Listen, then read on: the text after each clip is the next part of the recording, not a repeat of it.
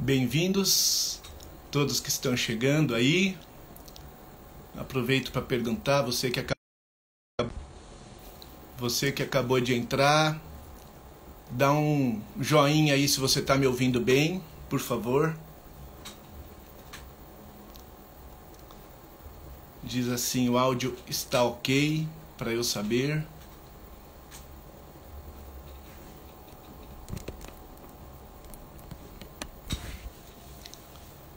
Boa, obrigado, gente.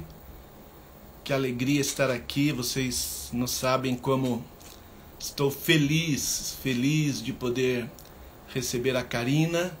Já já ela vai entrar. Estou aguardando por ela aqui. Uma pessoa muito, muito querida para mim.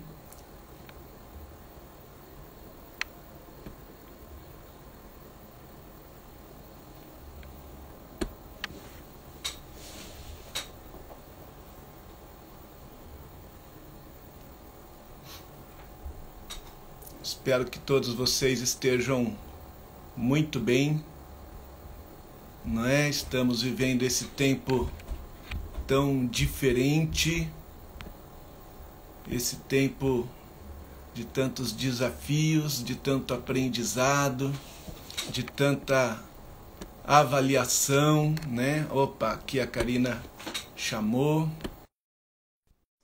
Está chegando aí. Quem não conhece a Karina, se prepare para conhecê-la, para recebê-la. Eu sei que muitos já conhecem. Olá, Karina. E Cláudio, Vida. tão Muito... feliz de estar aqui. Ô, meu querido. Eu não consigo disfarçar minha alegria, meu entusiasmo, minha empolgação, Karina, poder estar aqui. A gente tem sempre conversas tão boas, as conversas com você sempre me fazem tão bem, tão bem. E conversar com você, compartilhando com tantos queridos e queridas, né? Você também já esteve uma vez com a gente lá na IBAB, né, Karina? Era um encontro de paz. Você junto naquele dia com o Danielzinho, o Dr. Daniel Barros, né? E eu sei que hoje aqui tem muita gente de outros contextos por causa da internet, mas eu quero que você também se sinta mais uma vez sendo recebida pela nossa comunidade, não é? Pela nossa igreja. Você sabe desse meu trabalho, dessa minha vocação, dessa prioridade até que tem na minha vida, a minha caminhada ali com os meus irmãos e irmãs, né? Mas hoje estamos aqui também recebendo muita gente que é desse outro campo aí profissional nosso, não é? Esse campo onde eu tenho aprendido demais com você, demais da conta. Bom, as pessoas estão entrando aí, as pessoas estão chegando, né? Mas eu quero aproveitar, Karina, antes de você falar a primeira vez, né? Antes de você dar um seu boa tarde aí, eu quero dizer para todos o seguinte, olha a minha colinha, Karina, que a Karina Okajima Fukumitsu é psicóloga, suicidologista, gestalt terapeuta e psicopedagoga. Ela tem pós-doutorado e doutorado em psicologia pelo Instituto de Psicologia da USP e é mestre em psicologia clínica pela Michigan School of Professional Psychology. Uau! Coordenadora da pós-graduação em suicidologia, prevenção e pós-venção, processos autodestrutivos e luto na Universidade Municipal de São Caetano do Sul. Também é coordenadora adjunta da pós-graduação em Gestalt Terapia, abordagem clínica e institucional da Universidade Cruzeiro do Sul. Palestrante incansável nessa fase, né? Palestra todo dia, eu acho, em entrevista, e autora de livros e artigos sobre prevenção dos processos autodestrutivos, pós-venção, luto por suicídio, acolhimento da vida e gestalt terapia. E Quem quiser saber mais, não deixe de acessar www.karinafukumitsu.com.br. Bem-vinda, querida Karina. Meu querido, eu quero te agradecer, porque eu sei da tua vocação, eu sei do teu carisma e sei muito também da nossa relação, da nossa boa relação. Você é uma das pessoas que tem mais me ajudado, né, a manter a minha serenidade e meu coração bem preenchido, Cláudio. Então, para mim, gratidão. Eu coloquei propositalmente, a primeira vez nesse Setembro Amarelo, eu coloco uma blusa amarela. E em sua homenagem, em homenagem a todos que estão nos ouvindo, porque para mim você tem uma importância enorme e te agradeço demais. Obrigado, Karina. Obrigado. Eu me emociono. Nós Somos dois. a nossa live, né? Mas, É, acho que Karina, é bom a gente começar a falar sobre memórias. mas eu vou dizer só mais uma coisa, Karina, que me ocorreu essa semana, porque eu fiquei pensando nesse momento nosso e eu me dei conta de uma coisa, que eu poderia citar algumas pessoas que têm muito a ver e são uma influência muito grande no fato de eu ter escolhido ser psicólogo. Mas você é a pessoa, você talvez seja a única pessoa que eu mencionaria se eu fosse falar a respeito do tipo de psicólogo que eu escolhi ser. Viu? Você, eu acho que a abordagem, né, ser alguém aí que ama a Gestalt terapia e tenta trabalhar com essa abordagem, isso tem tudo a ver com você, com o fato de eu ter conhecido você, tido aula com você. Eu não sei até hoje se eu me identifiquei com a Gestalt terapia ou com a Karina Fukumitsu, né? Então, muito, muito, muito obrigado. Muito obrigado. Bom, gente, é o seguinte, estou aqui conversando com a Karina e lembrando de que quando a gente pensou nessa live aqui, pensou em ter essa conversa juntos, na verdade eu cogitei de convidá-la, a gente não conseguiu conversar e eu acabei deixando para lá, porque eu pensei, meu, já tem muita live, já tem muita gente falando, a Karina mesmo está falando todo dia um monte de lugar, e eu vou deixar isso para lá. Só que aí a gente se encontrou 1 ou 2 semanas depois e ela perguntou, e o que você ia me falar aquele dia?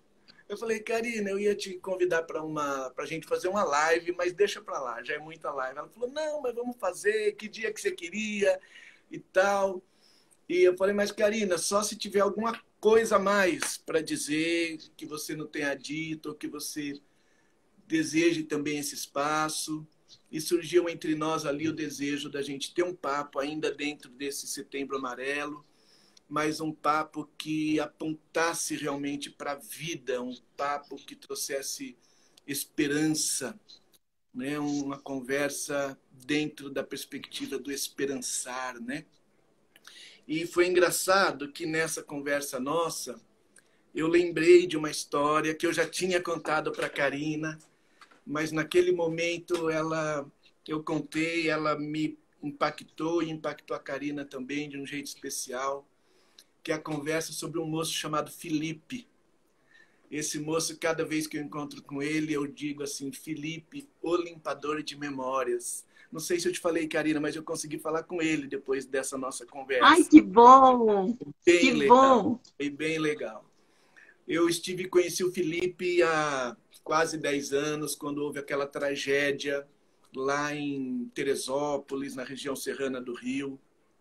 Felipe foi lá antes de mim, na fase de limpar as casas todas foram invadidas por lama, por desmoronamentos, um negócio muito grave, muito trágico, praticamente destruiu 3 cidades ali. E 1 mês depois eu voltei lá com um grupo da igreja, mas eu tive o privilégio de visitar as casas acompanhando o Felipe, que já tinha estado lá. E em cada casa que a gente chegava, as pessoas... O Felipe lá de fora, ele chamava, ô Dona Maria, ô Dona Tereza. E lá de dentro uma voz respondia já, Felipe, Felipe. As pessoas reconheciam Felipe pela voz. E numa daquelas conversas, uma daquelas senhoras falou que os netinhos dela estavam com saudades dele. E ela me contou que o Felipe tinha brincado muito com os netinhos dela, tinha jogado bola, tinha andado de bicicleta com eles, empinado pipa. E eu, querendo ser engraçado, aliás, a Bíblia diz que o tolo ele fica de boca fechada e passa por sábio, né? Eu perdi essa oportunidade naquele dia, mas pelo menos ganhei uma história boa para contar, inspiradora. Eu querendo ser engraçado, eu falei, pô, Felipe, a gente pensava que você estava aqui limpando as casas, tirando lama de dentro das casas, e você estava brincando com as crianças. E eu nunca vou esquecer que aquela senhora olhou para mim e falou assim, ele estava limpando as memórias das nossas crianças. Ele estava limpando as memórias das nossas crianças. Toda vez que eu encontro Felipe, a gente não se encontra muito, mas eu digo, Felipe, o limpador de memórias. E surgiu na nossa conversa, eu com a Karina, puxa, vamos falar da memória, porque a memória é um lugar que fica tão tumultuado, tão bagunçado nos processos de luto, por qualquer que seja a causa, não é?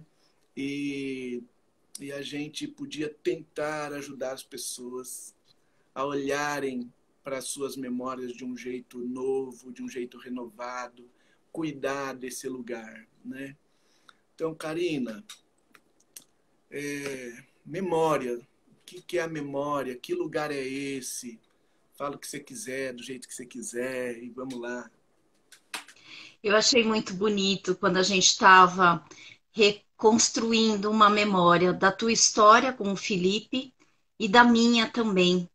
E eu falei, é isso, a gente tem que falar sobre isso. E foi aí que, né, teve essa origem, a origem do título, e não somente do título, porque a memória, fui procurar no dicionário, significa faculdade de conservar ou readquirir as ideias ou imagens. É a lembrança, aquilo que serve como lembrança. Isso quer dizer que a memória nos assegura que a gente teve vivências. E aí, depois que a gente teve essa conversa e que a gente fechou o título, né, eu fui tentando rememorar na minha história e rastrear. Eu fiquei bastante emocionada, Cláudio, quando eu lembrei, e aí então como é readquirir lembranças e memórias, eu lembrei que o nome do meu primeiro filho seria Felipe. E Verdade. além disso, esta semana passada eu comemorei 6 anos quando eu entrei às pressas com a inflamação cerebral. E na inflamação cerebral, uma das características foi a perda de memória. Felizmente, e o meu maior medo, inclusive, de perder e estar com a inflamação cerebral, era perder a memória da minha história. Por isso que então eu fiz todo o registro no livro A Vida Não É do Jeito que a Gente Quer. Porque a memória para mim é muito cara, é muito preciosa. Então a memória se tornou lugar de conscientização que existiram vivências. Depois eu fui me dando conta ao longo da rememoração durante essa semana, né, que a gente combinou que a gente ia estar aqui nesse dia, né, do quanto que, felizmente, eu só esqueci durante a inflamação de coisas que não eram necessárias e de pessoas também que não foram importantes. Porque aquilo que foi importante e significativo para mim, Cláudio, voltou. E voltou com uma potência de entender que aquilo que foi importante para mim e significativo é o que fica provavelmente guardado na memória. Infelizmente, a gente tem alguns registros, como você traz, inclusive nos casos de luto. E aí, então, é isso que também a gente vai conversar. Porque quando a memória traz lembranças difíceis e dolorosas, aí que também a gente tende a não valorizar a memória. mas o que eu achei mais bonito durante todo esse percurso da gente, primeiro, esqueci, ainda bem que eu não esqueci que você queria falar comigo, É mesmo. porque eu vi que você fez um convite, você falou, olha, eu tenho um convite, e eu falei, respondi para você, Cláudio, eu tô assim no olho do furacão, eu tô assim num mês extremamente demandado, com um tempo demandado. Se a gente puder conversar posteriormente, para mim eu te agradeço. E aí, quando nós conversamos e eu rememorei, então a minha memória ficou, porque para mim, Cláudio, como eu te falei, você é muito importante, né? E para mim, você é uma das pessoas que tem me ajudado a me curar, né? A me lembrar da minha missão, né? De, como suicidologista, de valorização da vida mesmo. Então, você vê como é importante, em alguns momentos, a gente lançar mão da memória da gente. Que privilégio ser acolhido por você desse jeito, Karina, e que bom mesmo que você lembrou, né? Porque eu estou tão feliz de estar aqui com você. E, Karina, quando a gente fala da memória, e especialmente nos processos de luto, e você tem sido uma pessoa também que tem me inspirado a lidar com luto, né? Eu tenho estudado luto com você desde o meu TCC, né? E, e uma coisa com a qual eu me deparo muito, eu sei que você mais ainda e há mais tempo, é esse dilema no luto em relação à memória, porque, por um lado, as memórias, num primeiro momento, são lembranças que machucam, porque falam de uma ausência, porque falam de uma separação, de uma ruptura. E a pessoa, ao mesmo tempo que ela está tentando evitar a dor, e evitar a dor, então, é evitar essas lembranças que doem, mas as pessoas também têm um medo de esquecer e sentem uma culpa, e parece que tentar evitar essa lembrança que machuca é a mesma coisa que tentar esquecer a pessoa, tentar não lembrar da pessoa, não é? E como é que se cuida desse lugar onde essas sensações tão ambíguas e antagônicas se encontram, né? Nem pensei que ia falar isso, né? Já que a gente falou da memória como lugar de reencontro, encontro, essas sensações se encontram nesse lugar, não é?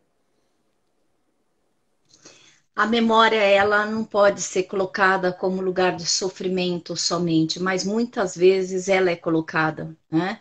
Porque a gente lembra da tragédia, a gente lembra da imagem, principalmente nas partidas, nas mortes, nos suicídios, né? Então a gente lembra daquela situação, mas ao mesmo tempo, lembrar da tragédia não vai trazer, infelizmente, a pessoa novamente de volta, né? E exatamente por isso a gente tende a pensar que é melhor esquecer. E a gente nunca esquece aquilo que nos machuca. E a gente não consegue, infelizmente, esquecer de um sofrimento. E muitas vezes eu falo e eu acredito que é o sofrimento e a culpa e todo o medo que a gente tem de não relembrar daquela situação é a maneira exatamente da gente conseguir manter a pessoa viva dentro da gente. Ou seja, a memória, ela traz lembranças de tragédias, mas ela nos certifica, né? E ela concretiza lembranças de que a gente não somente viveu a tragédia, mas que antes da tragédia a gente viveu histórias. E são essas histórias de amor, essas histórias de relações que nos asseguram, inclusive, que é importante a gente ter resgatado tudo aquilo que a pessoa representou para a gente. Você entende? Então, ao mesmo tempo que a gente fala, eu tenho medo de lembrar daquela situação e por isso eu não falo como uma sensação de que se eu não trouxer a memória eu não vou sofrer. A gente precisa entender que, sim, algumas memórias são sofríveis, algumas memórias são dolorosas, mas são essas memórias que te caracterizam como uma pessoa que pôde ter, né, a dádiva de viver com aquela pessoa que partiu. Então, o teu TCC, se eu não me falha a memória, que não está falhando por enquanto, e eu consegui resgatar, foi sobre a rede de apoio no luto. A importância da rede de apoio. E muitas pessoas que se tornam apoio para nós são memoráveis. São as pessoas das quais a gente pode recorrer e compartilhar, inclusive, as memórias difíceis. Porque se você fica segurando e falando, eu não posso compartilhar a minha dor, a memória fica cristalizada e fica paralisada. Como se você não pudesse, né, relembrar e, né, a rememoração dessa vivência que você acreditou que foi muito importante. Entendi, Karina. Entendi. Ou seja, essa ideia de que a gente pode evitar, para mim o que está mais forte aqui para você é isso, que o esforço para evitar uma lembrança é um esforço, é um desperdício de energia, né? Além de ser um esforço alimentado, um esforço, qual que é a palavra aqui? Gente, um esforço justificado, fundamentado, né, numa ideia que não faz sentido, que não faz sentido. A gente não precisa ter medo de lembrar. E de Sim. certa maneira, a gente não, como dizer isso, né? Eu acho dizer não precisa ter medo como se a gente escolhesse o que vai sentir, né? Medo da dor, né? Mas como que faz, Karina? Então, como que eu lido com essa sensação de que é uma dor que eu não vou suportar, que é uma dor que vai me destruir, que é uma dor que vai ser para sempre, que são as coisas que a gente escuta demais, né? Sim. Primeiro que a gente tem que entender que a memória e a lembrança não é para sempre. A vivência, sim, foi para sempre. Isso ninguém tira, muito menos a morte tira para você, de você. Agora, uma lembrança é um resgate de uma vivência que você teve.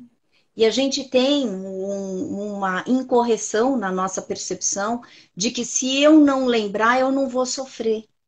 E aí, de novo, como é que você não vai lembrar daquilo que foi realmente, de quem foi muito importante para você?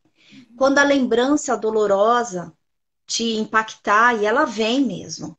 E ela vem em termos, em forma de saudade, em forma de dor, em forma de indignação, de raiva de você ter sido abandonado naquela situação de morte, principalmente. E aí, então, é a gente se tratar com generosidade, entendendo que não é para sempre.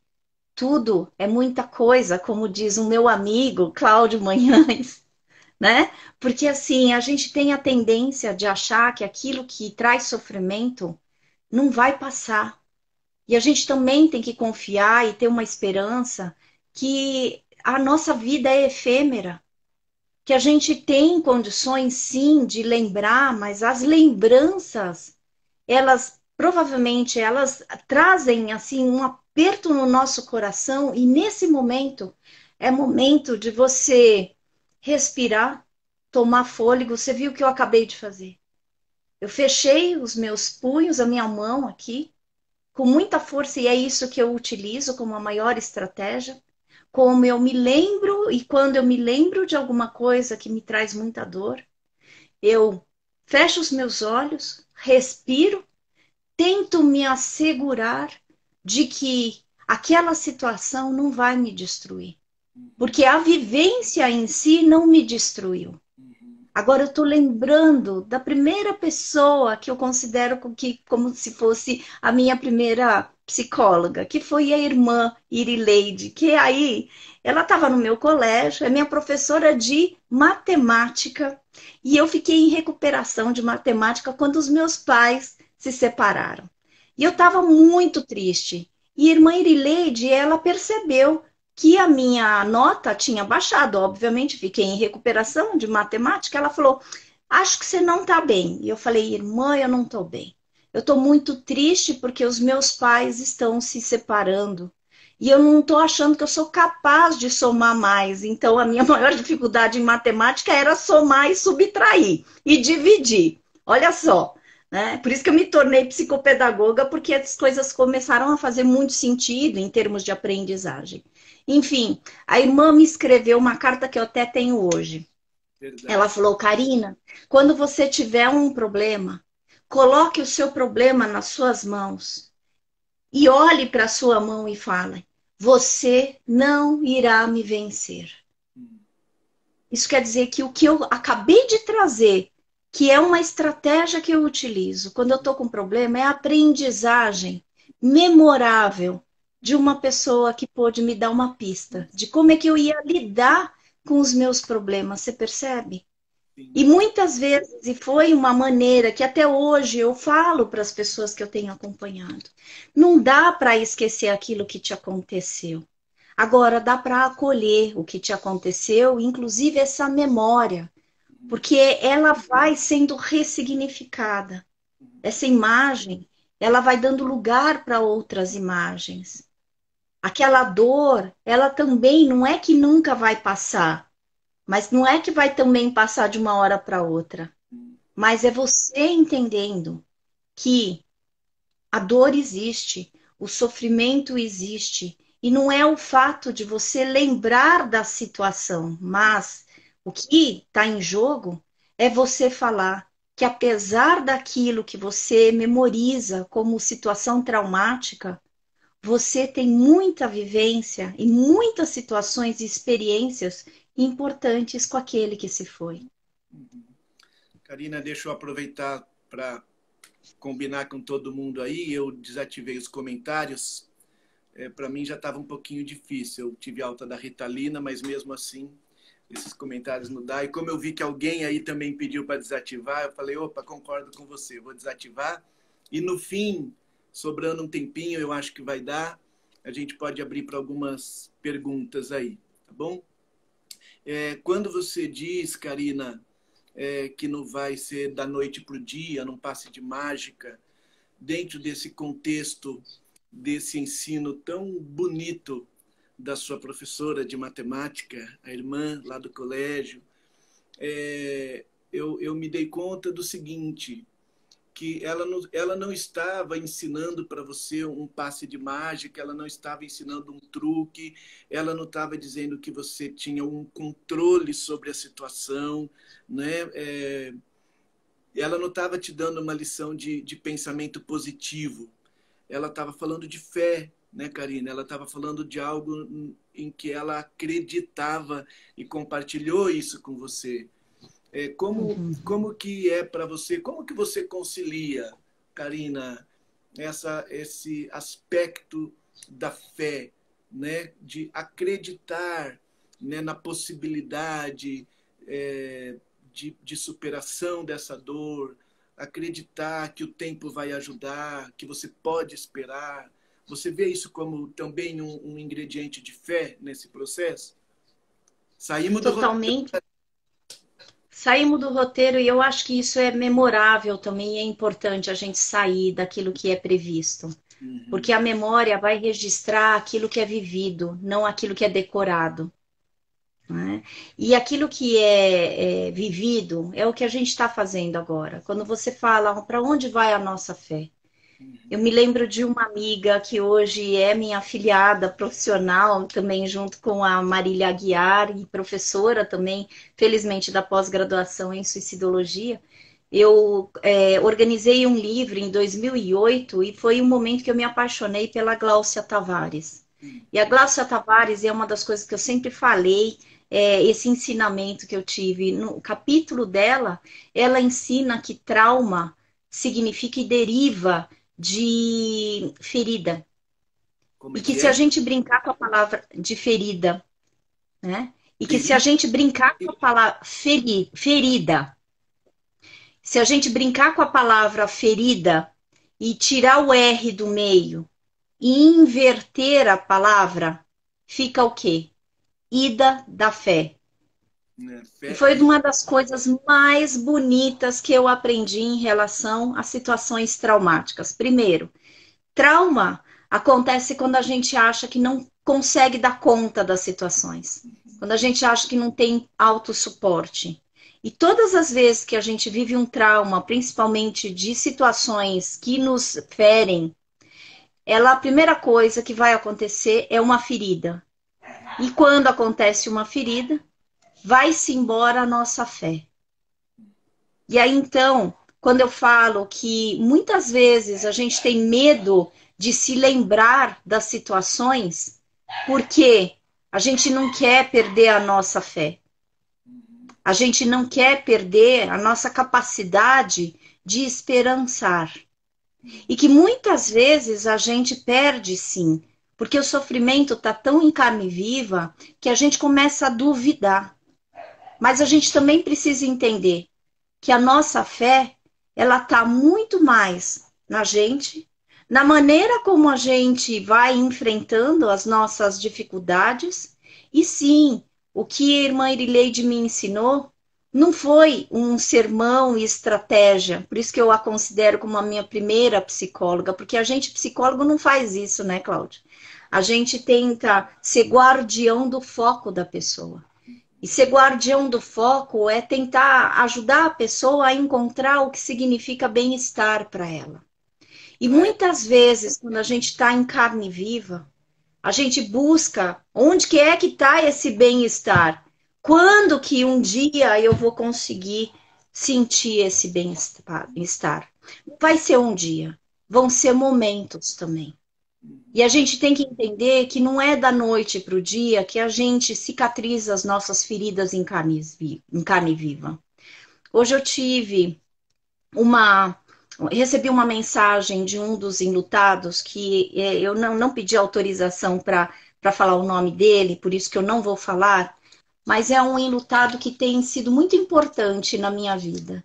E hoje ele me manda uma mensagem falando: é a primeira vez que eu estou sorrindo depois da tragédia da morte do meu filho. Eu achei tão lindo.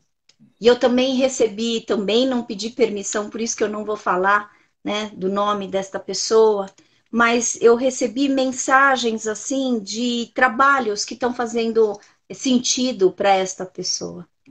E aí então ela me fala, apesar da morte, eu estou encontrando uma potência no meu fazer, na minha condição de fazer as coisas acontecerem, dando aconchego para as pessoas. Então, sabe, Cláudio, eu acho que assim, a fé, ela se perde, sim. O esperançar, muitas vezes, na nossa vida, ele vai embora, mas ele volta. Ele volta porque a gente tem memória. A gente tem um lugar que nos proporciona, né, essa possibilidade da gente falar, eu vivi e eu continuo vivo. E é isso que importa quando acontece isso, porque a memória é efetivamente o lugar de reencontros e encontros com a gente, com as nossas histórias, com quem a gente amou e que a gente viu partir, né? Porque, querendo ou não, todas as vezes que acontece uma morte, o que mais a gente quer, né, é salvar essa pessoa, retirá-la da morte, mas isso é onipotência. Infelizmente, a única certeza que nós temos é que morreremos. E que a gente vai precisar entender, né, que aquele que nasceu morrerá. E aí, então, se a gente sabe disso, eu acho que a maneira como a gente morre também muitas vezes é pretexto. Sabe? É uma maneira, é uma via da gente partir. E eu também tenho muita crença, principalmente quando eu trabalho com o manejo do comportamento suicida, é que as pessoas, elas se vão e quando não for o tempo delas irem, elas não se vão. Sabe? Então, inclusive, a morte por suicídio é um jeito dessa pessoa finalizar a vida dela e outras causas de morte, mas é porque era o tempo e era aquele momento. Obviamente, o suicídio ele traz realmente um impacto muito maior. E ele faz com que a gente perca a fé da gente e o esperançar, porque a gente fala, como é que eu vou viver e conviver com essa imagem que não se apaga na minha vida? A imagem talvez seja ressignificada, a pessoa nunca vai ser apagada na sua vida. E de novo eu repito, a morte ela não vai retirar a vivência que você teve. Isso é a importância do lugar da memória, que traz encontros e reencontros. Karina, nossa, essa sua fala tinha tanta coisa para pegar como gancho, como fio da meada aqui. Mas como a gente está no Setembro Amarelo, e também como foi a última coisa que você falou, está mais fácil de eu lembrar, essa questão do suicídio, quando você contrapõe com essa ideia de que, de certa maneira, é fácil da gente aceitar, a gente se acostuma com isso, de que quando chegar a hora, né, que todo mundo vai morrer e que há um momento para a morte chegar numa vida.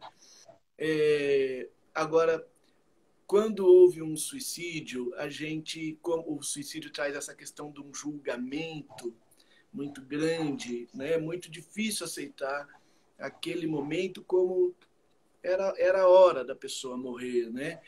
E isso talvez atrapalha demais, você acha, justamente como a pessoa lidar com a memória dessa pessoa por causa desse julgamento que não vem só de quem está ali em luto, mas é social, né? É muito forte, Karina.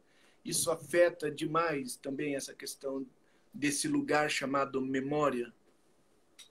Afeta muito, porque é como se a pessoa precisasse e necessitasse apagar o dia em que a pessoa partiu, em que aconteceu o suicídio. E afeta bastante, porque, novamente, é uma sabedoria organísmica que a gente tem. Eu me lembro de um estudo que eu acompanhei, daquilo que eles chamavam de as mulheres histéricas, né, e que eu não gosto dessa terminologia. Aliás, você sabe que eu não gosto de categorizar ninguém, né, mas esse estudo foi muito importante para eu entender que muitas vezes a gente precisa esquecer certas coisas.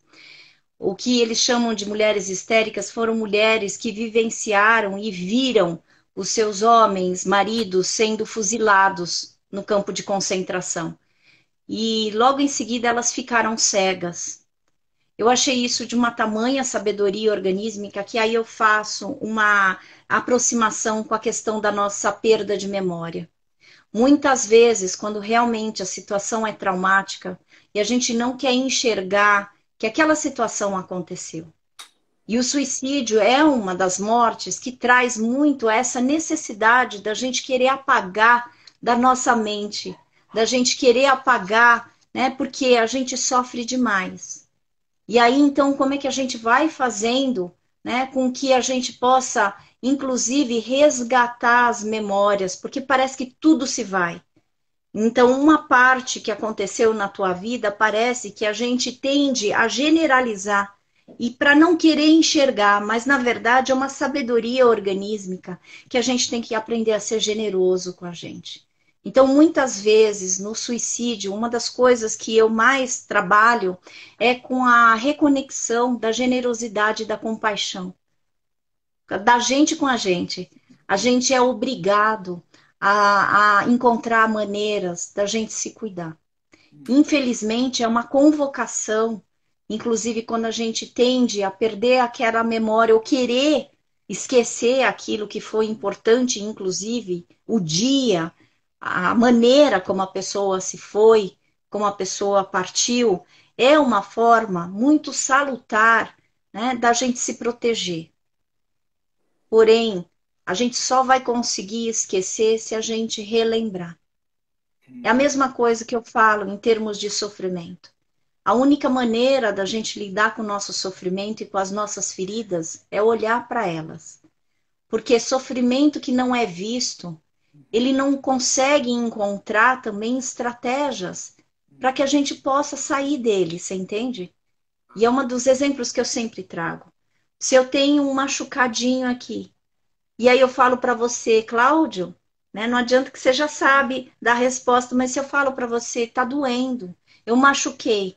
E que normalmente a gente tende a querer tirar a pessoa desse sofrimento. E o primeiro passo que a gente tem que fazer é olha para a ferida. Viva o seu luto de uma forma interinamente plena. Mas às vezes dói. Então, em algumas vezes que está doendo muito, dá uma espairecida.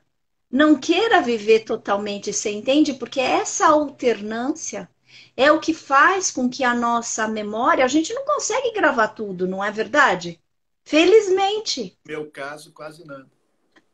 Então, quase nada não, querido, porque você é uma pessoa que se lembrou da nossa relação e por isso que nós estamos aqui hoje, né? Karina, você falou dessa reconexão, né, com a generosidade, com a compaixão. Ali atrás você tinha falado também de um reencontro com o que é bem-estar para mim, né? Eu achei bacana, né? O que é bem-estar para ela, o que é bem-estar para você, né?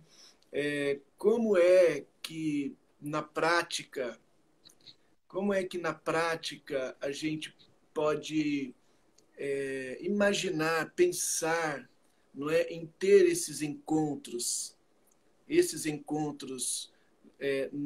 nas nossas memórias, nas nossas lembranças.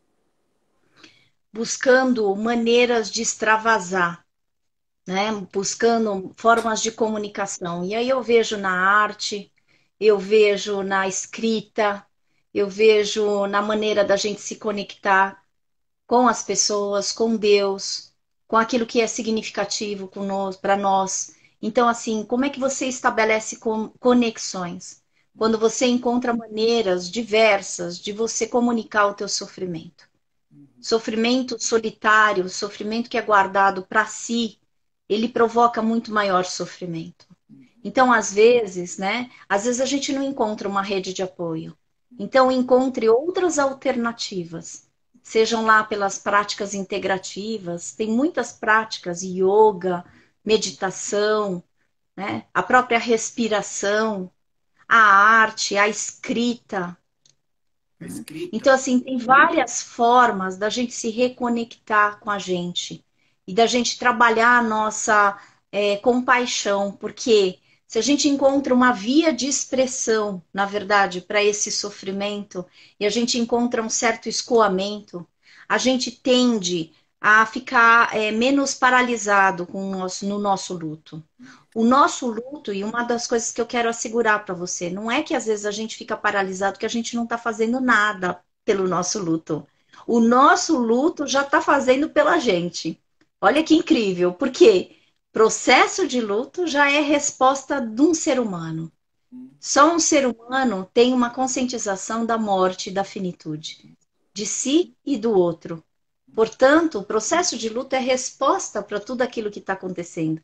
Às vezes a gente acha que tem que ser produtivo, inclusive no luto. E eu vou te falar, não faça isso com você. Porque uma das coisas que eu sempre trago no luto, a gente tem condições de se dar um fôlego. Porque é o próprio luto que ele te convoca a sair do sofrimento, a lidar, a encarar com o sofrimento. Então, o luto é intermitente e ele é constante, principalmente quando uma morte acontece. Mas ele também já está fazendo o seu trabalho por si só. Você entende? A gente acha que a gente tem o domínio das coisas, por isso que eu falei para você que quando a gente se sente muito mal e normalmente em luto é esperado que a gente se sinta, né, triste, cansado, esgotado e sem fé. Muitas vezes a gente fala, então deixa que a minha vida e o meu luto possa fazer por mim o que eu não estou conseguindo. Esta afirmação também é uma maneira muito generosa de você se dar um colinho. Sim. E moral da história, o que a gente precisa fazer em tudo isso é aprender a se dar colos por vias de expressões, por vias de lugares, né, que a gente se sinta bem. E aí eu me lembro também que a gente conversou na nosso bate-papo alinhando essa live, você contou uma história do oleiro, né, História bíblica. que pronto. Então eu queria que você retomasse porque eu acho muito importante essa história. Sim. A Bíblia apresenta Deus como esse oleiro, Karina, e nos compara então com o barro, né? Com o barro. e o trabalho que o oleiro faz com o barro. Porque o oleiro não trabalha, vamos dizer assim, sempre com um barro novo, né? Sempre com um barro que ele tirou ali da terra. Não. Se um oleiro pega um vaso que está machucado, um vaso que se rachou, um vaso que sofreu uma avaria, ele tem essa habilidade e tem esse prazer, né? Tem esse prazer de pegar aquele barro ressecado, amolecer aquele barro, molhar de novo. Aliás, o Espírito Santo na Bíblia, ele é ilustrado tanto como água quanto como óleo. Os dois servem para deixar esse barro mole, maleável de novo, para que possa surgir daí, pelas mãos do oleiro, o que a Bíblia chama de um vaso novo. Há muitas canções, viu, Karina, que nós cantamos dizendo assim: eu quero ser um vaso novo nas mãos do Olha que oleiro. lindo. Lindo E eu vou demais. juntar, então, uma técnica japonesa que se chama Kitsungi, que é ela que originou o termo extrair flor de pedras para mim. É uma técnica que os japoneses, o imperador, entrega um pote rachado para Uhum. o artesão. E o artesão devolve, onde estavam as rachaduras, ele devolve preenchidas de ouro. E essa é a metáfora que eu utilizei, inclusive, na minha dissertação de mestrado, quando eu estudei perdas no desenvolvimento humano, que eu falo que muitas vezes a gente quer esquecer as nossas perdas. A gente quer passar uma borracha, né? A gente não quer ter memória das nossas perdas, mas são as nossas perdas a maior preciosidade que fazem com que a gente tenha um testemunho, uma concretização da nosso currículo existencial. Por quê? Porque são as nossas perdas que são testemunhos e essas constatações de que a gente teve uma situação de superação, uma resiliência. A gente teve que foi lá no lodo e ficamos no barro, ficamos num estado muito natural. Tanto é que eu falo que eu gosto de trabalhar com o processo de luto, porque é o estado mais natural e puro de um ser humano. E eu também costumo fazer uma brincadeira, né, com o luto, que eu falo, no luto a gente não usa maquiagem. Porque muitas vezes, a maioria dos processos, principalmente aqueles que a gente acha que tem que ser produtivo na vida, a gente camufla o ter pelo ser. E aí, no luto, a gente não tem como aparecer ou aparentar ser diferente. A gente é. Então, eu acho lindo esse estado, no sentido de que a pessoa está em carne viva, mas ela está podendo ser ela. E ela tem, inclusive, um álibi para falar: eu não quero fazer isso, eu não preciso fazer isso, porque eu estou em luto. Olha qual é também, talvez, a vantagem de você poder falar: é óbvio que eu não gostaria de estar em luto. Tanto é que quando eu faço, né, o meu estudo, que as pessoas, eu falo, será que as perdas são lições? É óbvio que eu não gostaria de aprender. Eu preferia até ser burra, para não viver, né, a perda. Mas não é nossa escolha. E é isso que a gente chama no existencialismo de facticidade. Situações que a gente não escolhe, mas a gente pode escolher a maneira como a gente pode enfrentar e encarar esse sofrimento. E, Cláudio, nós somos a maneira como a gente enfrenta as nossas dificuldades, as nossas adversidades. E quando você fala que Deus é o olheiro, também nós temos essa responsabilidade no sentido da gente, aquilo que está, né, sem forma, a gente precisa dar forma no vaso. E eu gosto tanto quando você fala do olheiro, porque me vem uma forma de um vaso, que é um lugar, que talvez seja esse o lugar da memória que é responsável por encontros e reencontros de nós conosco mesmo, né? Até porque uma coisa, talvez a afirmação mais impactante e mais central da Bíblia e da nossa fé, Karina, é que o oleiro habita em nós, os vasos. Olha, E que ele, lindo. e ele atua no mundo, age no mundo por meio de nós, né? Em quem ele habita, né? Nós, os seus filhos e filhas todos, né? Todos nós, filhos e filhas dele. Então faz muito sentido para mim o que você está falando, total. Karina, eu estou impactado aqui querido. pelo que você disse do interinamente pleno no luto, né? Eu estar interinamente pleno, inteiro naquele luto. Como esse interinamente me ajuda. Agora, quando a gente conversou, você também tinha falado, você trouxe a ideia do memorial, né? Você trouxe a ideia do memorial. Não sei se você quer falar um pouquinho sobre isso. E eu vou fazer o seguinte: eu vou abrir aqui os comentários e vou pedir que só escreva, gente, se você quiser fazer uma pergunta, porque senão eu não vou conseguir achar o que é pergunta no meio dos comentários, dos coraçõezinhos, dos tal, né? Então, se você tiver uma pergunta e a gente pode tentar, Karina, você pode tentar responder 2 ou 3 perguntas dentro do nosso tempo aqui. Mas sobre memorial, você quer dizer alguma coisa? Olha só, o memorial é o lugar, é a petição em que se faz referência a um pedido já feito, escrito em que se encontram registrados certos fatos memoráveis.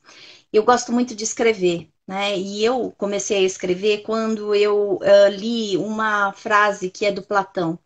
Escrever é a possibilidade de você se eternizar. Não que eu quero ser eterna, mas eternizar as coisas que são importantes para mim. Então, o memorial, ele tem essa capacidade. Quando a gente vê um memorial e a gente faz um memorial, é como se fosse um testamento e né, nos assegurando de que a gente já viveu e a gente tem vários pedidos. O memorial nos faz também sonhar e impedir novamente. Então, eu estou trazendo isso como uma importância, porque a nossa memória talvez seja também um locus de possibilidades da gente voltar a sonhar, da gente voltar a esperançar, né? Mesmo e apesar do nosso sofrimento, não é deixando esse sofrimento de lado, como a gente falou, não é ignorando, mas é juntamente com o sofrimento, é a gente andando numa trilha em paralelo, entendendo que a gente tem como fazer um memorial dos registros daquilo que foi importante para nós. Muito bem, obrigado. Olha, já chegaram 2 ou 3 perguntas aqui. Karina, uma delas, olha, aqui quem manda é a Carmen Adriana. Como ajudar uma criança que pensa em suicídio e verbaliza?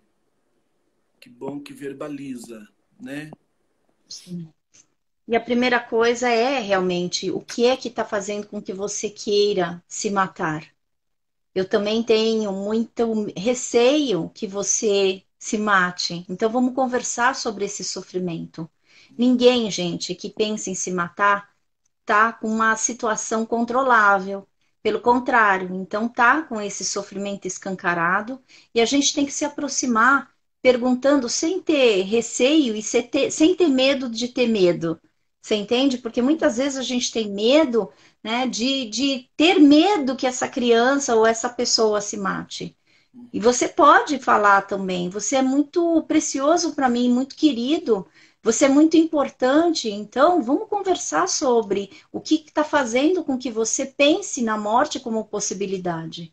O que é que está falando, está fazendo com que você queira se matar? E muitas vezes a gente tem que considerar que a morte e a vontade de morrer, ela precisa ter uma conjunção, né, daquilo que eu quero matar e fazer morrer.